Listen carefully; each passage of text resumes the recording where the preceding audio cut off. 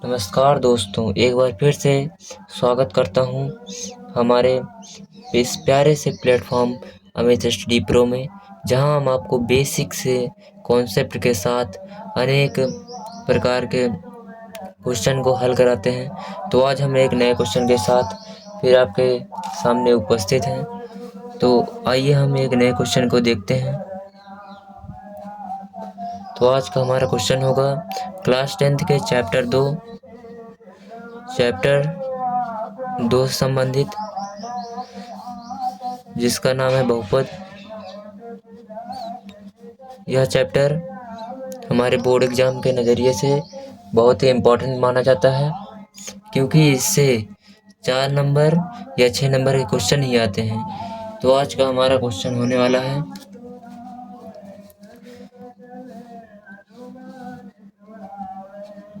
2y + 3 - 5y square.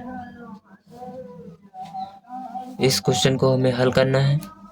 तो इस question को हल करने के साथ साथ शून्य किसके निकालना है, शून्य ज्ञात कीजिए तथा संबंध बताइए।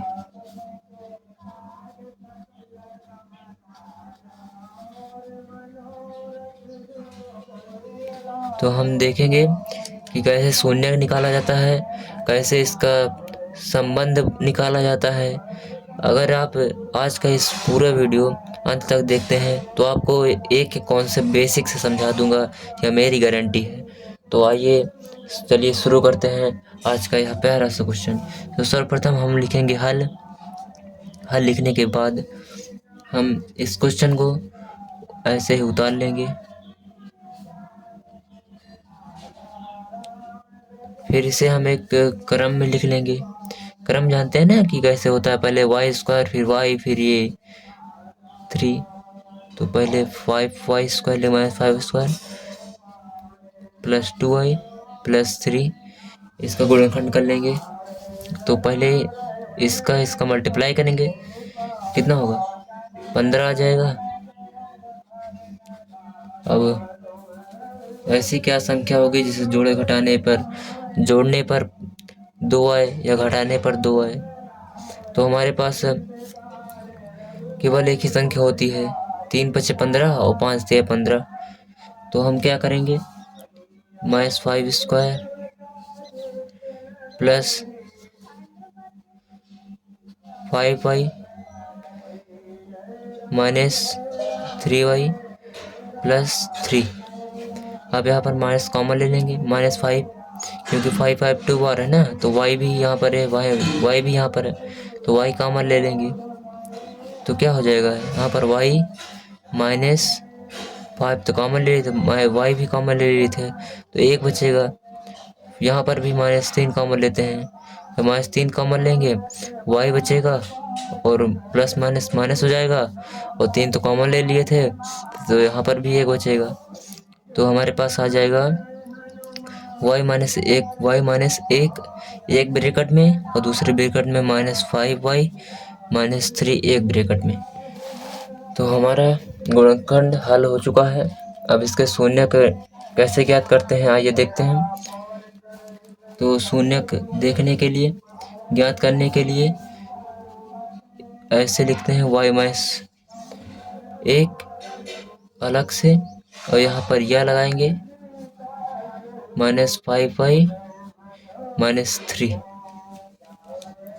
अब y-1, तो इसे हम y-1 इक्वल 0 लिखेंगे। इसी प्रकार से इसे भी शून्य ज्ञात करने के लिए ऐसे ही करेंगे। अब आप इधर माइनस में उधर जाएगा प्लस में हो जाएगा, तो y = 1 आ जाएगा। या माइनस दूसरा वाला देखते हैं, -5y इधर माइनस में है, उधर जाएगा प्लस में हो जाएगा। यहाँ पर माइनस था, 5 था, y है, तो y को ऐसे लिख लेंगे, -5 बटे में चला जाएगा, तो -3 जो माइनस था यहाँ पर ऊपर लग जाएगा।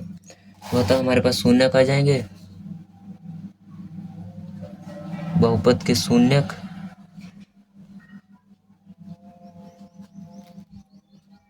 तो हमारे पास बहुपद के शून्यक हो जाएंगे 1 कॉमा माइनस 3/5, ये हमारे शून्य हो गए। अब हमें संबंध यानी कि सततता की जांच करनी है, हमें संबंध निकालना है। तो संबंध निकालने के लिए हम यहाँ पर लिख देंगे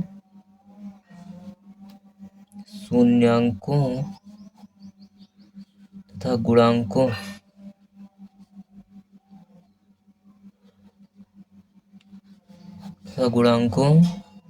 के मध्य संबंध।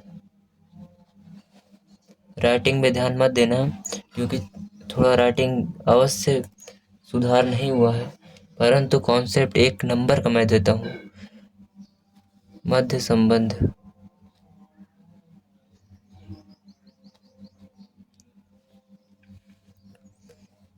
तो आगे हम करेंगे।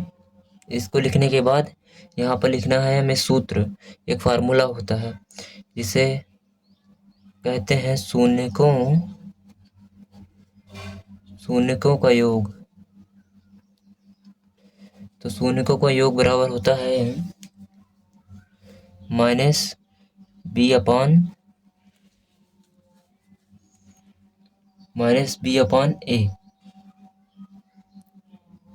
या इसे लिख सकते हैं -x का गुणांक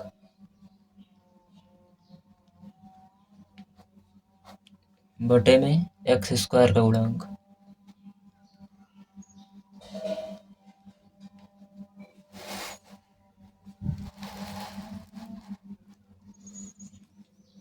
शून्यकों का योग हमारे पास हो जाएगा, हमारे शून्य क्या क्या निकले, 1 और -3/5।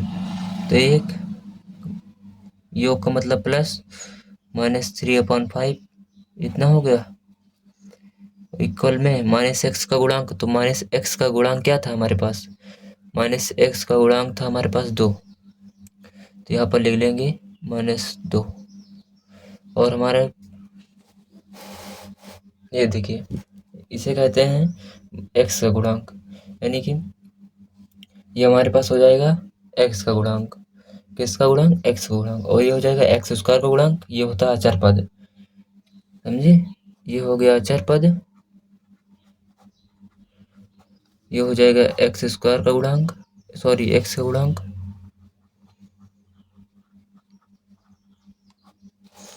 और ये हो जाएगा x² का गुणांक, x² का गुणांक। तो यहाँ पर देखिए -2, x² का गुणांक हमारे पास है -5, माइनस से माइनस कट जाएगा, ये हो जाएगा 2/5, 2/5 हो जाएगा। और इसका हम लघुत्तम ले लेंगे। तो आइए अगले पेज में चलते हैं। तो इतना हो गया, उसके बाद इसका हम लघुत्तम ले लेते हैं। लघुत्तम क्या होगा, 5। तो 5 इसका हम लघुत्तम हो गया, भिन्न का इसमें एक जोड़ लगेगा। तो 5 हो गया, 1/5 जो होगा, और 5 के नाम 5 हो जाएगा। -5 से 5 कट गया, 3 आ जाएगा। यहाँ पर आएगा 2/5, तो 5 में 3 गए, 2 आ जाएगा। 2/5, इधर भी 2/5, यानी कि हमारा जो ये उत्तर हो गया एकदम सही है। तो यहाँ पर लिख देंगे LHS बराबर RHS। इसी प्रकार से दूसरा हमारा संबंध होता है शून्यकों का गुणनफल।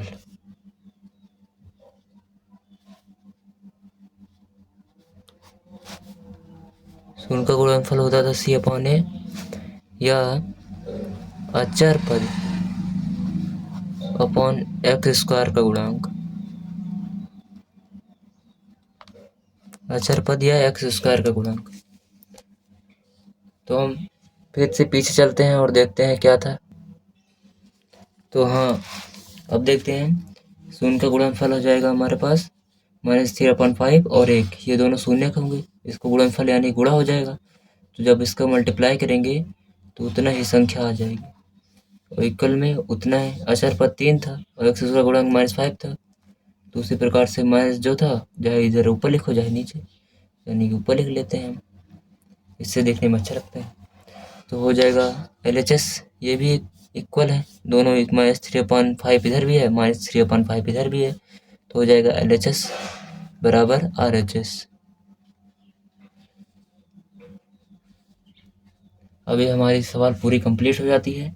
यदि आप एग्जाम में इसी प्रकार से, इस प्रकार से मैंने समझाया पूरा एक बेसिक कॉन्सेप्ट के साथ, यदि आप पूरा करेंगे तो आपको 4 में से 4 मार्क्स पूरे मिल जाएंगे। एग्जामिनर एक भी नंबर नहीं काटेगा। बस इसे आप सुंदर राइटिंग में काली नीली पेन का प्रयोग करके लिख देना बस। यदि आज का वीडियो हमारा पसंद आया हो तो यह अपने दोस्तों के साथ शेयर ज़रूर करना, और यदि वीडियो पसंद आया हो तो लाइक कीजिए, चैनल को सपोर्ट दीजिए। धन्यवाद, मिलते हैं अगली क्लास में, तब तक के लिए जय हिंद, जय भारत।